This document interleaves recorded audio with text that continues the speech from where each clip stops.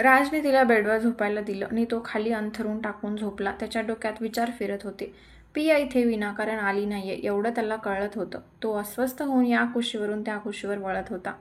Raj, I am sorry. I know मी तुझ्याशी चुकीचं वागले, पिया संवाद साधत म्हणाली. जे झालं ते विसरून जा पिया. यापुढे तू तुझ्या रस्ते, मी माझ्या, राज तिला समजावत म्हणाला. पण मला तू खरंच आवडायला लागला होतास. मला माहिती आहे तुझं माझ्यावर आजही प्रेम आहे. तू फक्त तुझ्या फॅमिलीसाठी त्या दुसऱ्या मुलीसोबत लग्न करायला तयार आहेस, हो ना? खरं सांग राज. पिया पटकन तिच्या जवळ येऊन बसली. पिया, तू माझ्या पर्सनल गोष्टीत पडू नकोस. आपण आता सोबत नाही आहोत आणि सगळ्यात महत्त्वाचं म्हणजे मी मनापासून लग्न करतोय. त्यामुळे तू तुझ्या मनात जे आहे ते मनातच ठेवलंस तर बरं होईल. तू माझ्याकडे हेल्प मागितलीस, मी जुनी मैत्रीण म्हणून तुला हेल्प केली. बस, विषय संपला. आता चुपचाप झोप आणि मलाही झोपू दे. तो तिच्याकडे पाठ करत म्हणाला. आजचा दिवस मला तुझ्या मिठीत झोपू दे प्लीज ना राज, पिया म्हणाली. सिरियसली पिया? राजच्या फ्लॅटचा दरवाजा उघडला गेला. राज पटकन उठून उभा राहिला. समोर त्यांना पाहून त्याने अगदी सुटकेचा श्वास घेतला.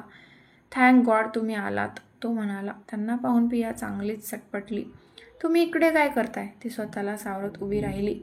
लाईव्ह ड्रामा पाहायची इच्छा झाली आहे म्हणून आलो निघून. हो ना अंश, आरो समोरील चेअरमध्ये बसत म्हणाला. उगाच माझ्यासमोर फुशारक्या मारू नकोस. तू काय आहेस ना मला चांगलेच समजले, पिया म्हणाली. गैरसमज आहे तुझा पिया. तू अजून मला नीट ओळखलं नाहीयेस. तू राजकडे उगाच आलेली नाहीयेस. लारा, मॅडमचा मोबाईल कस्टडीत घे. त्याचं व्यवस्थित चेकअप करून घे. यापुढे मॅडमची खातिरदारी आपली जबाबदारी आहे, आरव तिरकस हसत म्हणाला. तू माझ्यासोबत असं करू शकत नाहीस आरव. तू मला फसवलेस हे विसरू नकोस, पिया चवताळून म्हणाली. ओरडू नकोस. तुझ्या आरड्याओरड्याचा माझ्यावर काही परिणाम होणार नाही. लारा कम ऑन, आरव म्हणाला. Yes boss. लारा तिला घेऊन आत गेली.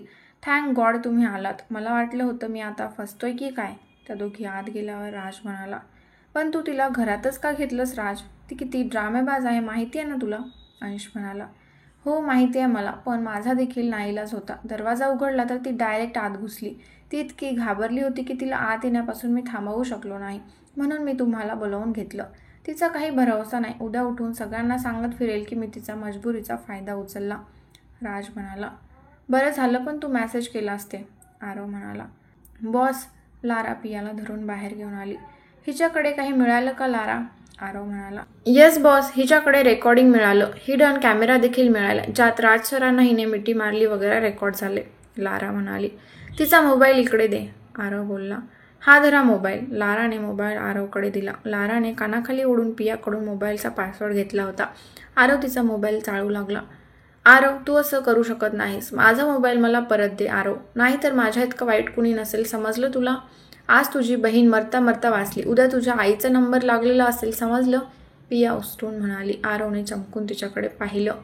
म्हणजे सांजला हर्ट करण्यामागे तुझा हात आहे तर, आरव रागात म्हणाला. त्याचा आहे, ज्याच्यामुळे तुझं त्या सानवीसोबत लग्न झालं. तुला काय वाटतं, सानवीसोबत लग्न करून तुझं आयुष्य चांगलं झालं? नाही आरव नाही. विचार कर, ती तुझ्या आयुष्यात आल्यापासून काय काय घडलंय ते. तिला सोडून दे आरव. आपण लग्न करू. आपण सुखाने राहू. त्या सानवीला तिच्या कर्माची फळं भोगू दे, पिया म्हणाली. जस्ट शटअप पिया. कोण आहे तो? सांग ना कोण आहे तो, ज्याच्या सांगण्यावरून तू माझं आणि सानवीचं लग्न लावायला निघाली होतीस? कम ऑन स्पीक, तो ओरडत म्हणाला. नाही सांगणार, अजिबात नाही सांगणार. स्वतःला स्मार्ट समजतोस ना, तर मग दाखव शोधून. गोव्याला गेलेलास ना मला सोडून, त्याची फळं आहेत ही, ती बोलून गेली. लारा, हिला घेऊन जा. हिच्यासोबत काय करायचं ते तुला व्यवस्थित माहिती आहे. गो, आरव तिच्यावर ओरडला. लाराने पियाच्या तोंडावर पट्टी बांधली आणि तिला घेऊन गेली. मोबाईल मात्र आरवने स्वतःकडेच ठेवला होता. त्या गेल्यावर आरव शांतपणे बेडवर बसला. तो पियाचं बोलणं आठवण्याचा प्रयत्न करत होता. त्याला काहीतरी क्लिक झालं तसं त्याने अंशकडे पाहिलं. अंश, आपण तिघांनी गोव्याला जायचा प्लॅन बनवला होता ना, आरव म्हणाला. हो बनवला होता, पण तुझं गोव्याला येणं अचानक कॅन्सल झालं. तुझ्या जागी आरव देशमुख आला होता, आठवतंय ना, अंश म्हणाला. हो आठवते. त्याला गोव्याला एका इम्पॉर्टंट कामासाठी जायचं होतं म्हणून माझ्याऐवजी तो तुमच्यासोबत आला. मला सांग, तुम्ही फिरायला गेला होतात तेव्हा काही झालं होतं का? सस्पिशियस असं, आरव म्हणाला. मला तरी काही आठवत नाही, अंश म्हणाला. मला आठवलं. अंश, आरवला एक मुलगी सापडली होती बेशुद्ध अवस्थेत, जिला आरव बीचवर असणाऱ्या पोलीस स्टेशनच्या इथे सोडून आला होता, राज म्हणाला. हां आठवलं, पण त्या मुलीचं काय? अनिशने न समजून विचारलं. ती सान्वी तर नव्हती? आरवने डोळे मोठे करून विचारलं. माहिती नाही, आय मीन तिचा चेहरा फक्त आरवने पाहिला होता. आम्हाला काळोखात तिचा चेहरा दिसला नव्हता. आम्ही तिला तिथेच सोडून निघून आलो. घाबरलो होतो यार आम्ही. पोलिसांनाच माहिती आहे ना, ते आम्हाला अडकवतील असं वाटून गेलं म्हणून तिथून निसटलो. अनिश म्हणाला. आरव तर तयार नव्हता. मीच 10 वेळा हाक मारून त्याला खेचत घेऊन गेलो. राज म्हणाला. तुम्ही एकमेकांची नावं घेतली होतीत? तो बोलला. हो घेतलेली, अंश आठवत म्हणाला.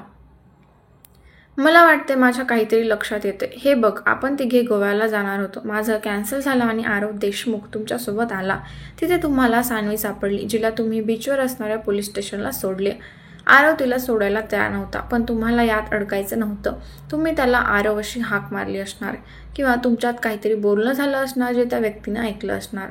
तुम्ही काळोखात असल्याने त्याने तुमचा चेहरा पाहिला नसेल, पण बाकी बोलणं लक्षात ठेवलं असेल, जसं की नाव किंवा कुणीकडे जाणाऱ्याचा उल्लेख असेल तर तो वगैरे, आणि त्याचा रेफरन्स घेऊन त्याने तुम्हाला शोधलं असणार. आरव म्हणाला. अरे बाबा, पण यात तुझा संबंध कुठे येतो? आपण मान्य करू की ती मुलगी म्हणजे सान्वी मॅम आहेत, पण तिचं आणि तुझं लग्न लावून द्यायचा अट्टहास का? अंश म्हणाला. कारण त्याला असं वाटतं की तेव्हा मी तिथे होतो ना, की आरव देशमुख. हे बघ, आपला ग्रुप कॉलेजमध्ये पॉप्युलर आहे. आपण कायम सोबत असतो. त्यात आपण कधीही हाक मारताना नावाने हाक मारतो ना की आडनावाने. तुम्ही तिथे आरव आरव बोलला असणार ना की आरव देशमुख चल असं. आरव अंदाज वर्तवत म्हणाला. याचा अर्थ त्याने आरव देशमुखला टार्गेट करायचं तर आरव अहुजाला केलं, कारण त्याला वाटतं आमच्यासोबत तू होतास. अंश म्हणाला. एक्झॅक्टली. अरे बाप रे, हे तर वेगळंच काहीतरी झालं रे. आरव देशमुखच्या चुकीची शिक्षा आरव अहुजाला? त्याच्या मते तू सान्वीला वाचवलं. राज म्हणाला. बरोबर. अरे बाबा, पण त्या आरव देशमुखला तरी आणायचं कुठून? तो आधीच स्वर्गवासी झालाय. राज म्हणाला. बरं, पण मग यात पियाचा काय संबंध? तिचं त्याच्याशी काय नातं आहे? सान्वी बहिणीसोबत नक्की काय झालं होतं? आपण जो विचार करतोय ते झालं होतं की अजून काही चौथीच भानगड आहे? अंशला प्रश्न पडले.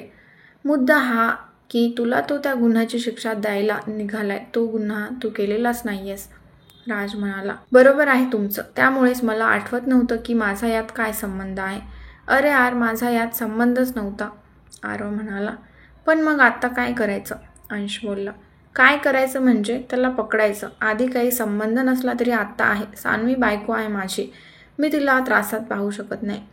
लारा पियाकडून सगळं उकळवेल. डोंट वरी. आरव म्हणाला.